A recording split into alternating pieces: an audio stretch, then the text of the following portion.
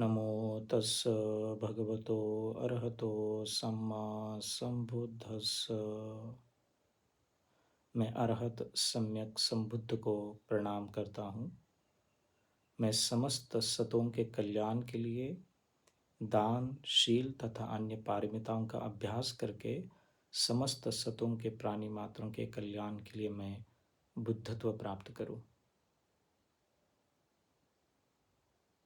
मैं 10 दिशाओं के समस्त बोधिसत्व, महासत्व तथा बुद्धों को मैं अंजलिबद्ध प्रणाम करता हूँ।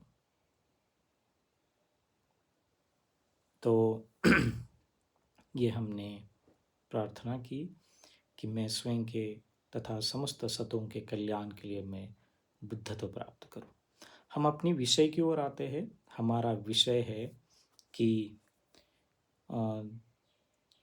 नैरत्म्य परिपृच्छा महायान सूत्र।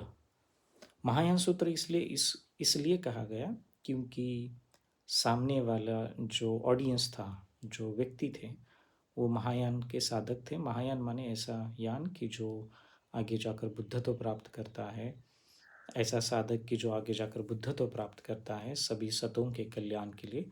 इस पर मैंने वीडियो भी बनाई है, चाहे तो आप उस वीडियो के लिस्ट में जाकर आप देख सकते हैं। तो आज हमारा विषय है कि नैरत्म्य परिपृच्छा महायान सूत्र।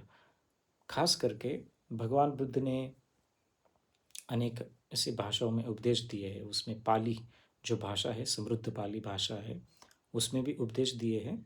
और भगवान बुद्ध में इतनी अभिज्ञा बल है, तो सामने वाला व्यक्ति जो है, माने जिस व्यक्ति की जो मातृभाषा है उसी को ही वो देशना सुनने में आती है। जैसे हम उदाहरण से समझे कि भगवान बुद्ध सामने बैठे हैं, तो कोई बंगाली जानता है, कोई मराठी जानता है, कोई गुजराती है, पंजाबी है, कश्मीरी है, जो भी भाषा है।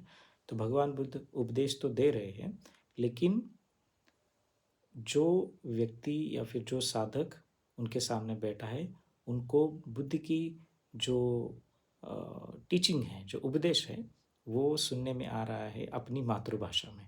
तो ऐसे बहुत सारे उपदेश है, और उसी में ही संस्कृत जो भाषा है भगवान बुद्ध के काल में भी थी।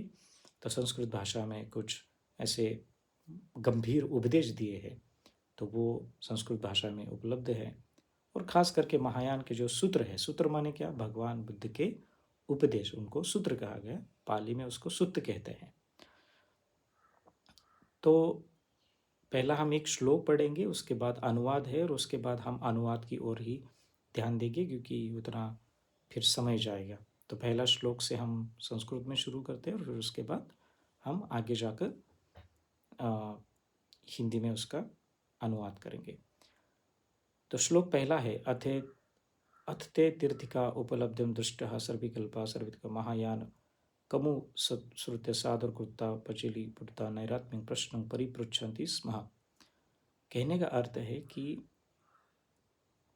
तब वे तीर्थक आत्मवादी जो प्रमाण आधारित दृष्टि रखते हैं, संकल्प और तर्क से युक्त है, वे महायानियों के पास जाकर श्रद्धापूर्वक हाथ जोड़कर आत्मविहीनता के संबंध में प्रश्न करने लगे। ये सूत्र है। सूत्र माने क्या, कि ऐसी घटना या फिर ऐसा उपदेश जो साधकों के लिए भगवान बुद्ध की वाणी से उन साधकों को प्रेरणा देता है। अतः इसमें ऐसे कुछ लोग भी हैं कि जहाँ पर बुद्ध को प्रश्न किया है। तो यहाँ पर नैरत्म्य परिपृच्छा महायान सूत्र, इसमें क्या है कि यह जो लोग हैं, जो लोग आत्मा को मानते हैं, आत्मवादी माने क्या, जो लोग आत्मा को मानते हैं, जो प्रमाण आधारित दृष्टि रखते हैं। अभी जैसे आजकल हम देखते हैं कि मैं आत्मा को मानता हूँ, यह व्यक्ति आत्मा को मानता है। तो आजकल केवल बुद्धि के लेवल पर नहीं था, जो सही में आत्मा को मानने वाले थे, जो ज्ञानी थे, जो पंडित थे, जो साधक भी थे, और श्रद्धापूर्वक हाथ जोड़ते हैं। महायानियों के माने भगवान बुद्ध के जो अनुयायी हैं, तथा ऐसे व्यक्ति की जो आगे जाकर बुद्धत्व प्राप्त करने वाले हैं, बोधिचित्त का अभ्यास कर रहे हैं, ऐसे लोगों को महायानी कहा गया। तो ठीक से समझे कि श्रद्धापूर्वक हाथ जोड़कर, कि उनके चित्त में प्रश्न आया कि चलो हम महायानियों के पास जाकर के प्रश्न पूछते। तो उनको क्या कहा गया? तीर्थिक माने आत्मवादी। आत्मवादी माने क्या? कि ऐसा व्यक्ति तथा ऐसा समूह कि जो आत्मा को मानता है, जो आत्मा जो आत्मा को मानता है, जो जिस प्रकार से उसकी व्याख्या की है उनके संप्रदाय में, उस तरीके से। तो आज भी ऐसा संप्रदाय है कि ऐसे भी लोग हैं कि जो आत्मा को मानते हैं। तो श्रद्धापूर्वक हाथ जोड़कर, कितनी अच्छी बात है।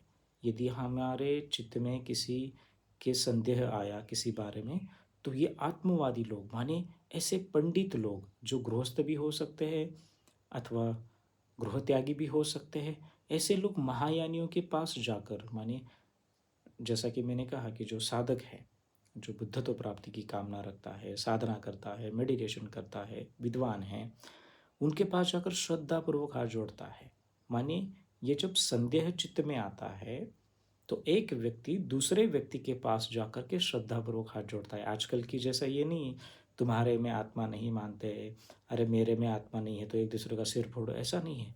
कृतज्ञता से, श्रद्धापूर्वक, एक दूसरे के साथ, रिस्पेक्ट के साथ। तो क्या है, क्या पूछते हैं कि तब वो प्रश्न करने लगे नैरात्म्य के संबंध में। नैरात्म्य माने क्या? अनात्मवाद के संबंध में प्रश्न करने लगे। क्या प्रश्न पूछते हैं कि हे कुलपुत्र। हे कुलपुत्र माने ऐसी एक भाषा है जो किसी को श्रीमान, श्रीमती, इस प्रकार से। हे कुलपुत्र, सर्वज्ञ माने, सर्वज्ञ माने बुद्ध।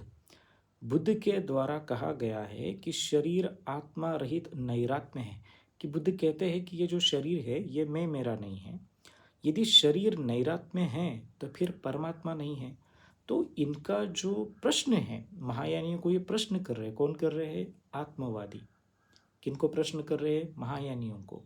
क्या प्रश्न कर रहे हैं? यहाँ पर तर्क चल रहा है। क्या कहते हैं कि सर्वज्ञ बुद्ध ने ऐसे कहा है कि ये जो शरीर है ये भी नैरात्म्य है। नैरात्म्य माने मैं मेरा नहीं है, तो फिर परमात्मा नहीं है। यदि ऐसा है तो आगे का प्रश्न क्या पूछते हैं? तो फिर हंसी, रोना, खेलना, क्रोध, मान, ईर्ष्या, निंदा आदि भाव कहाँ से उत्पन्न होते हैं? क्या प्रश्न किया है उन्होंने? तर्क के आधार पर किया है। ये झगड़ा नहीं कर रहे आजकल की तरह। इसमें ये है, ये बुद्धि के जो लेवल के लोग ऐसे नहीं है। आजकल के चलता है ना कि हम अपना धर्म श्रेष्ठ है, हमें बचाने के लिए ये करना होगा, ऐसा नहीं। श्रद्धापूर्वक बात कर रहे हैं। तो आगे क्या है? इसलिए हमारे इस संदेह को दूर करने की कृपा करे। कितना अच्छा प्रश्न कि प्लीज कृपा करें कि क्या शरीर में परमात्मा है या नहीं है। अब ये जो आत्मवादी लोग हैं ये महायानियों को प्रश्न कर रहे हैं। तो फिर महायानी उत्तर देते हैं, हे महाजन। कितना अच्छा वार्तालाप चल रहा है दोनों में। कोई झगड़ा नहीं है, कोई नहीं है, कोई किसी भी प्रकार का ईर्ष्या नहीं है, तर्क चल रहा है। हे महाजन, शरीर में परमात्मा है ऐसा कहा जाता है, परंतु यह नहीं कहा जा सकता कि वह नहीं है। यहाँ पर दोनों बातों को नहीं कहा जा सकता। आगे क्या है? यदि कहा जाए कि परमात्मा है, महायानी कहते हैं, तो हे महाजन यह मिथ्या कथन होगा। यदि परमात्मा है तो यह झूठा कथन होगा। और आगे क्या कहते हैं कि यदि परमात्मा है तो हे महाजन, सिर के बाल, नख है, दांत है, चमड़ा है, रोम है, नसें है, मांस, हड्डियां, मज्जा, स्नायु, प्लीहा, अंत, नाभि, सिर, हाथ, पैर तथा पूरे शरीर के अंदर बाहर विचार करने पर भी वह दिखाई क्यों नहीं देता? प्रश्न है कि वह दिखाई क्यों नहीं देता। प्रश्न कर रहे हैं महायानी अभी आत्मवादियों को, माने तीर्थिकों को। तो अभी उत्तर क्या है तीर्थिकों का कि हे कुलपुत्र, परमात्मा दृष्टिगोचर नहीं होता। जो परमात्मा है या फिर जो आत्मा है, आज के लोग भी वैसे ही मानते हैं कि जो परमात्मा है वह दृष्टिगोचर नहीं होता, माने वो दिखता नहीं है अपनी आंखों से। तो हम इसे अपनी सामान्य दृष्टि माने मांस चक्षु से नहीं देख सकते। हमारी जो अभी दृष्टि देख रहे हैं, ये लाइट चल रही है, ये खिड़की है, या फिर जो भी हम देख रहे हैं, ये सामान्य दृष्टि से नहीं देखता। लेकिन संभव है कि दिव्य दृष्टि माने आध्यात्मिक दृष्टि वाले इसे देख सकते हो। तो उन्होंने संभव क्या कहा?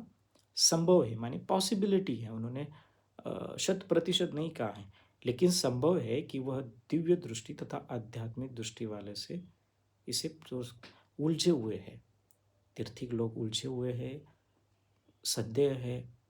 अब उनके गुरुओं ने बताया होगा कि बेटा आत्मा ऐसा होता है, तुम्हें तो अभी इस आंखों से नहीं दिखता, लेकिन जब आप तुम्हें दिव्य दृष्टि प्राप्त होगी तो तुम्हें वो दिख जाएगा।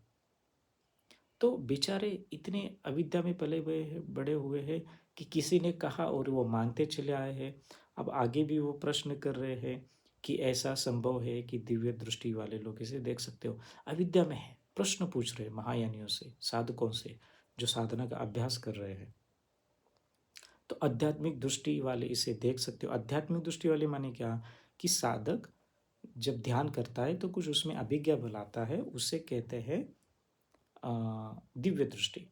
तो वो कहते हैं कि दिव्य दृष्टि से वाले इसे देख सकते हैं, अपनी आंखों से नहीं।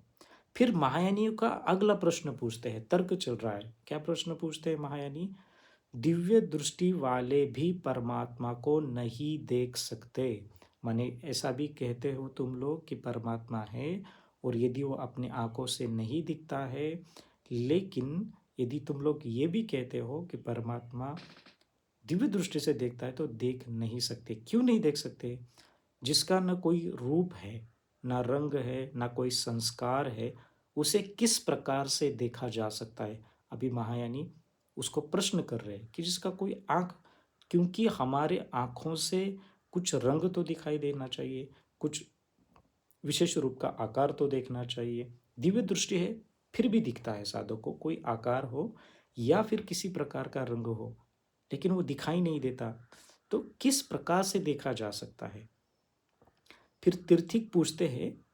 अब वो संदेह में है, अब वो संदेह में पड़ गए। फिर उनको प्रति प्रश्न पूछ रहे हैं, क्या इसका अर्थ यह है कि परमात्मा नहीं है? अब उनका अगला प्रश्न आ रहा है। तो महायानी उत्तर क्या देते हैं? यदि कहा जाए कि परमात्मा नहीं है, तो यह भी मिथ्या कथन होगा। यदि वह नहीं है तो फिर हंसी, रोना, खेलना, क्रोध, मान, ईर्ष्या, निंदा आदि भावनाएं कैसे उत्पन्न होती है? तो इसलिए यह कहना उचित नहीं कि परमात्मा नहीं है, न है कहा जा सकता है और नहीं है कहा जा सकता है। फिर तीर्थीक बोले, माने जो आत्मवादी लोग हैं वो बोले कि हे महाजन, कोई भी आधार नहीं होता। तो आगे का प्रश्न क्या पूछते हैं वो कि हे कुलपुत्र, यदि नहीं कहा जा सकता कि परमात्मा है या नहीं है, तो फिर हम किस आधार को स्वीकार करें? इसका आधार क्या है? तो महायानी उत्तर देते, इसका कोई आधार नहीं होता। तो तीर्थीक पूछते हैं, क्या यह आकाश के समान शून्य है? शून्य का अर्थ यह नहीं है कि उसका कोई एग्जिस्टेंस नहीं है। शून्य का अर्थ है कि जो जिस प्रकार से उसका वास्तव्य होता है, लेकिन वह कार्य और हेतु और कारणों पर आधारित होता है, उसे शून्य कहा गया। तो महायानी उत्तर देते हैं, हाँ हे महाजन, ऐसा ही है, यह आकाश के समान शून्य है। क्या शून्य है? परमात्मा। शून्य क्यों कहा गया? क्योंकि परमात्मा है भी, तो उसका जो अस्तित्व है वो हेतु और कारणों पर आधारित है, इसलिए वह शून्य है। वह ढूंढने से हमें मिलता नहीं है, इसलिए वह शून्य है।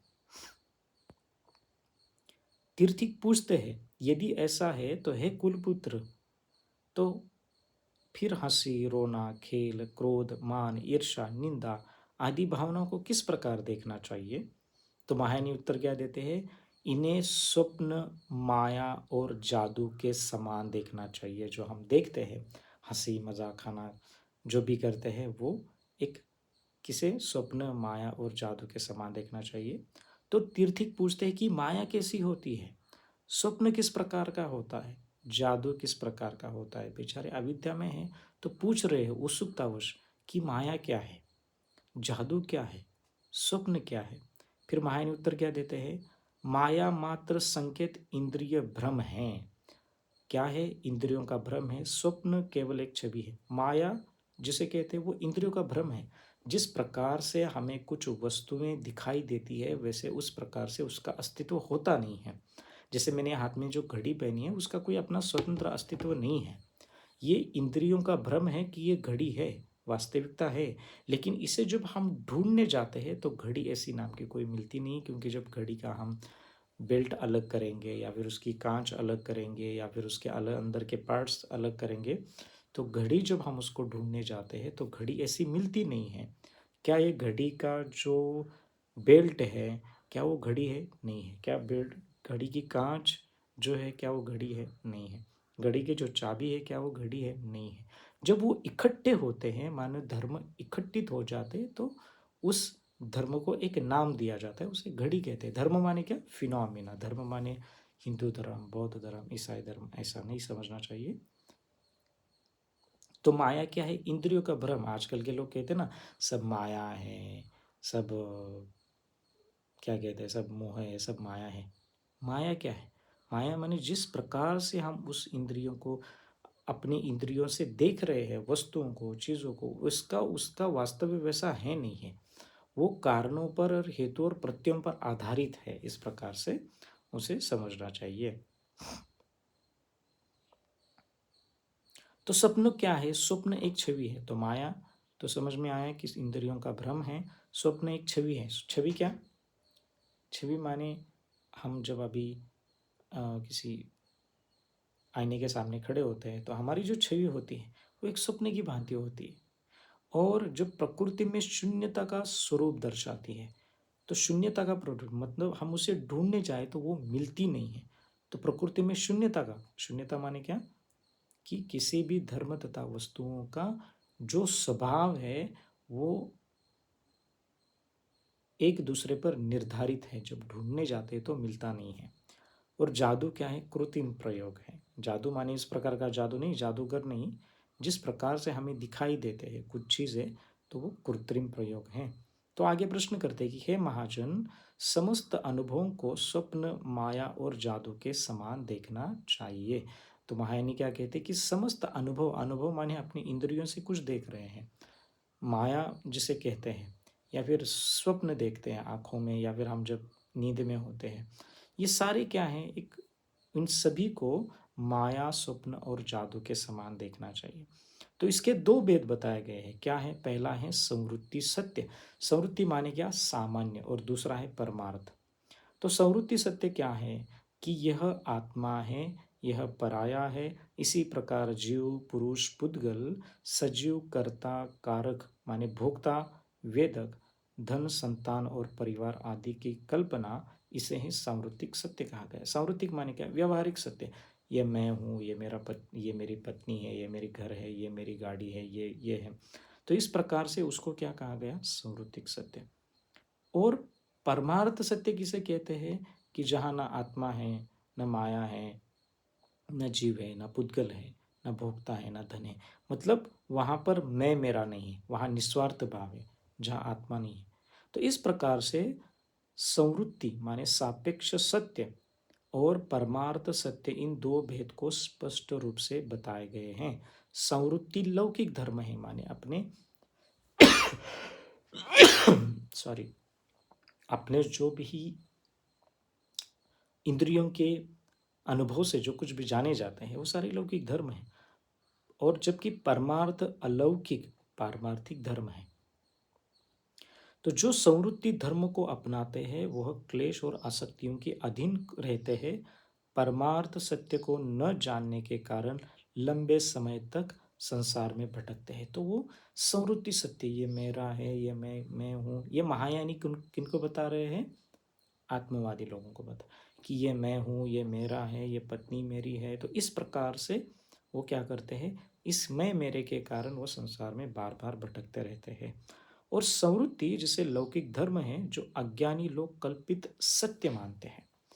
तो संवृत्ति लौकिक धर्म है।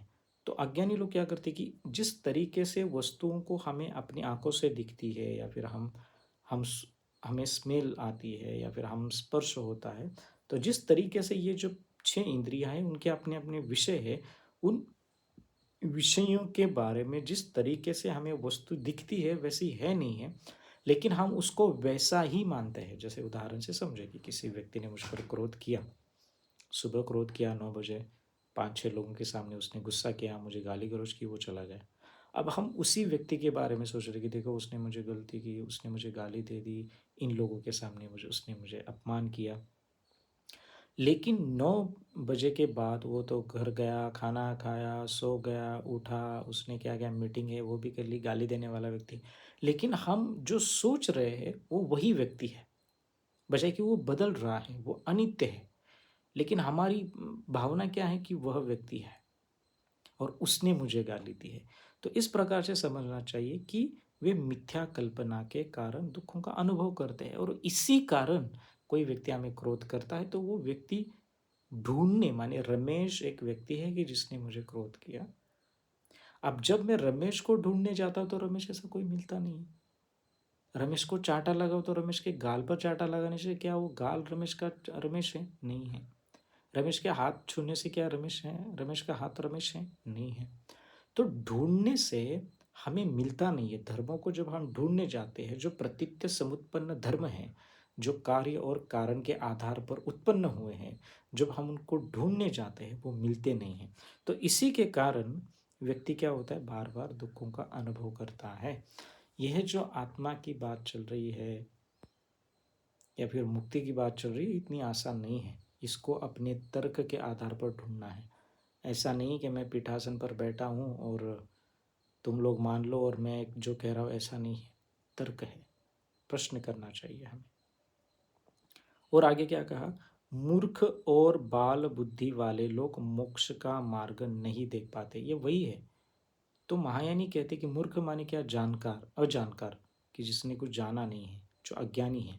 बाल बुद्धि वाले, कि मैं हूँ, मेरा है, इस प्रकार से। और बार बार क्या होते हैं कि 5 गति जो होती है, देव, मानव, त्रियक योनि, असुर और नरक में बार बार जन्म लेते हैं कर्म और क्लेशों के कारण आधार पर। और आगे क्या कहा है, महायानी क्या कहते हैं कि मूढ़ अज्ञानी लोग संसार के धर्मों में लिप्त होकर चक्र की भांति भटकते रहते हैं। वे परमार्थ को नहीं जानते, जहाँ जन्म और मृत्यु समाप्त हो जाता है। तो जन्म और मृत्यु ही समाप्त होता है जब व्यक्ति परमार्थ धर्म को जानता है, माने अनित्य, जो नित्य समझ रहा है उस नित्य को जानता है। जिसे वो मैं मेरा समझता था, वहाँ पर वो अनासक्त होकर देखता है। इस प्रकार से वो जाल में फंसकर पुनः वो जन्म लेते हैं। और आगे क्या कहा है, जैसे चंद्रमा और सूरज आते जाते रहते वैसे ही संसार में जन्म और मृत्यु का क्रम बना रहता है। वो उन लोगों के लिए जो आत्मवादी मानते हैं, और मानते भी है और उसका अभ्यास भी करेगी। देखो मैं, उसने मुझे गाली दी, मैं ऐसा कहीं ढूंढने के लिए हूँ, मुझे, उसने मुझे गाली दी, उसने मुझे मारा, उसने मुझे पीटा, इस प्रकार का जो भाव रहता है मन में, और मैं ऐसा कहीं हूँ, जब ऐसा लोगों को लगता है, ऐसा व्यक्तियों को लगता है, तो बार बार दुखी हो जाते हैं। और आगे क्या है कि सभी संस्कार नश्वर, अस्थिर और क्षण भंगुर है, अनित्य है, बदल रहे हैं, क्षण प्रति क्षण बदल रहे हैं। इसको जो जानता है वह स्वरूपी मार्ग को त्यागता है। जब वो जानता है, माने व्यवहारिकता को ठीक से जानता है कि देखो यह जो मिल रहा है, मुझे धन मिल रहा है, संपत्ति मिल रही है, लोग मुझे गाली गलौज कर रहे हैं, ये सारा अनित्य है। और क्या है, जब उसको देखता है, समझता है, तो वह क्या होता है, उस संवृत्ति सत्य का त्याग करके, माने व्यवहारिक सत्य का त्याग करके वो पारमार्थिक सत्य की ओर मुड़ जाता है। तो इसी प्रकार जो स्वर्ग में रहने वाले देवता है, गंधर्व है, अप्सरा है, वो भी मरते हैं, उनका भी पतन होता है, उनकी भी मृत्यु होती है। क्यों होती है? क्योंकि वो भी मानते हैं कि जहाँ मैं हूँ, मेरा है, मैं तो अनंत काल तक रहूँगा। ब्रह्मा भी ऐसा ही कहता है महायान सूत्र में। ब्रह्मा एक जो है वो भी ऐसा ही कहता है कि मैं नहीं मरता, मैं ऐसा नहीं है। ब्रह्मजात सूत्र में तो ऐसा उसने कहा है। फिर भगवान बुद्ध जाते हैं और बोलते हैं कि तुम्हारे चित्त में अविद्या आई है भाई, कि तुम्हें उसको निकालना है और तुम्हें आगे बढ़ना है, तुम्हारे चित्त में क्लेश है, इसके कारण तुम्हें लगता है। सिद्ध विद्याधर, यक्ष, किन्नर और महारोग भी अंततः नरक में चले जाते हैं। क्यों? ये संवृत्ति धर्म को ठीक से नहीं समझने के कारण, व्यवहारिक धर्मों के आधार पर व्यक्ति चिपकता रहता है, मैं मेरे का भाव रहता है, इसके कारण वो क्या होता है, ठीक से उसका लाभ नहीं ले पाता। और आगे है कि इंद्र का पद, चक्रवर्ती राजा का पद प्राप्त करने के बाद भी पशु योनि में जन्म लेता है। इसी के कारण जो इंद्र है, देवताओं का राजा है, वो भी मरता है, उसके बाद दूसरा राजा भी आता है। तो ऐसा नहीं कि इंद्र जो राजा है वो मरता नहीं, वो भी मरता है, उसका लाइफ स्पैन जो होता है वो बड़ा होता है। आगे जाकर हम उसके बारे में वीडियो बनाएंगे, लेकिन उसका लाइफ स्पैन बड़ा होता है, इसलिए लगता है कि मैं मरने वाला नहीं हूँ, लेकिन बेचारा आगे जाके मर जाता है, फिर दूसरा आता है वहाँ पर। तो इसी कारण से क्यों मरता है वो, सर उसमें क्लेश है, उसमें उसने क्लेश नहीं काटे हैं, उसने क्लेश को पूरी तरह से निरस्त नहीं किया है, कर्म कर रहा है बार बार, तो इसी के कारण वो भी मरता है, उसके बाद दूसरा आता है। और जैसे चक्रवर्ती सम्राट, जैसे सम्राट अशोक है, उनका भी देहांत हो गया था, उनकी भी मृत्यु हो गई थी। तो क्या होता है, इसलिए दिव्य स्वर्ग और महान सुख को त्याग कर बुद्धिमान व्यक्ति का सदैव प्रकाशमान बोधिचित्त का ध्यान करना चाहिए। बोधिचित्त मेडिटेशन, ऐसा चित्त की जो बोधिचित्त, ऐसा चित्त की जो आगे जाकर के बुद्धत्व प्राप्त करने में सहायक है, कि मैं सभी प्राणी मात्रों के कल्याण के लिए मैं बुद्धत्व प्राप्त करूंगा, ऐसी महाकरुणा वो जगाता है। बोधिचित्त का लक्षण है कि स्वभाव रहित, आश्रय रहित, पुण्यता शून्य, आश्रय विहीन और समस्त प्रपंचों से वो परे है, माने वो पारमार्थिक धर्म का एक सत्य है। और बोधिचित्त में कोई कठोरता नहीं है, कोमलता नहीं है, उष्ण तथा नरम नहीं है, न स्पर्श करने है न योग्य। बोधिचित्त एक ध्यान है, मेडिटेशन है, जब चित्त में जगता है। बोधिचित्त का अभ्यास करते करते संभार मार्ग में जब साधक प्रवेश करता है, जैसे श्रोतापन्न, सुहृदगामी, अनागामी, अरहत होता है, वैसे संभार मार्ग जब व्यक्ति उसमें प्रवेश करता है तो उसे बोधि सत्व कहते हैं, जब चित्त में बोधिचित्त का निर्माण होता है। तो आगे जाकर महायानी कहते हैं कि ना ये छोटा है, ना पतला है, ना त्रिकोण है, ये कॉन्शियस की बात कर रहे हैं बोधिचित्त। फिर आगे जाकर क्या है कि बोधिचित्त भावना से परे है और आचार्य तीर्थ किसकी अनुभूति नहीं कर सकते। बोधिचित्त जो है वो भावना से परे है, मेडिटेशन करना है उसे। और आचार्य तीर्थिक माने जो लोग आत्मा को मानते हैं उसका अनुभव नहीं कर सकते। यह प्रज्ञा पारमिता संपूर्ण ज्ञान का एक स्वरूप है। आगे जाकर बोधिचित्त एक अनुपम है, शुद्ध है और द्रव्य रहित है। बोधिचित्त समस्त वस्तुओं के समान है, जो निस्सार, अर्थहीन और पानी के बुलबुल के समान नाशवान है। यह अनात्मा है और माया तथा मृग तृष्णा से समान प्रतीत होता है। आगे क्या है, बोधिचित्त एक मृतिका पिंड लेकिन घड़े के समान है। तो यहाँ पर बोधिचित्त की एक महिमा कही कि वो कितना अच्छा है, उसके बारे में जानना भी जरूरी है। तो आगे क्या है, नित्य होने वाले हंसी, बातचीत, रोना, नृत्य आदि वादन ये सभी स्वप्न के समान है। जैसे संवृत्ति सत्य है, ये पारमार्थिक नहीं है। सभी प्राणियों के संस्कार माया और स्वप्न के समान है। स्वप्न और चित्त के संकल्प भी है और चित्त आकाश के समान है। तो इस प्रज्ञा पारमिता मार्ग का नित्य ध्यान करता है, वह समस्त पापों से मुक्त होकर परम पद को प्राप्त होता है। परम पद माने क्या, बुद्धत्व को। शून्यता और बोधिचित्त का अभ्यास करके व्यक्ति बुद्धत्व को प्राप्त होता है। और यह अनुत्तर सर्वोच्च ज्ञान सभी बुद्धों द्वारा प्रकट की गई है। इसका ध्यान करने करके इस संसार में मोक्ष रूपी कल्याण प्राप्त किया जाता है। तो आगे क्या है, अतः वे तीर्थक क्या हुए, इसके बाद वो जो तीर्थक थे, जो अनुयायी थे अन्य पंथों के, वे संतुष्ट हो गए, संकल्पों से रहित हो गए। माने अभी उनमें संदेह कुछ नहीं रहा। जब महायानी और उनके जब बीच में जो चर्चा चल रही थी, फिर उसने महायान यज्ञ का लाभ प्राप्त किया। महायान यज्ञ माने क्या, महायान की देशना का जो देशना है उनका उन्होंने लाभ किया गया। तो इस प्रकार से अथ अथ ते तीर्थ का सृष्टा विकल्प रहित सदा भावना समाधाय महायान यज्ञ लभिनो भुवन नीति। मतलब क्या कि उन्होंने महायान यज्ञ का लाभ प्राप्त किया। महायान निर्देश नैरत्म्य परिपृच्छा समाप्तम। तो क्या हुआ कि यहाँ पर महायान नैरात्म्य परिपृच्छा का समापन हुआ। तो यह जो सूत्र है थोड़ा सा हमारा ये लंबा रहा। कहने का अर्थ क्या है कि जब हम अपने स्वयं को ढूंढने जाते हैं तो मैं ऐसा कोई मिलता नहीं है। केवल हमारे धर्म ग्रंथों में लिखा है या फिर हमारे बाबा संत किसी और ने कहा है और हम उसको मान रहे, ऐसा नहीं है। अपने तर्क पर ये करो, नहीं तो हम बार बार भटकते रहेंगे। हमारा कभी अहंकार जगेगा, हमारी कभी ईर्ष्या जगेगी, उसके कारण भी दुखी होंगे। देखो ये मैं हूँ, देखो इसने बुद्ध को ये कहा,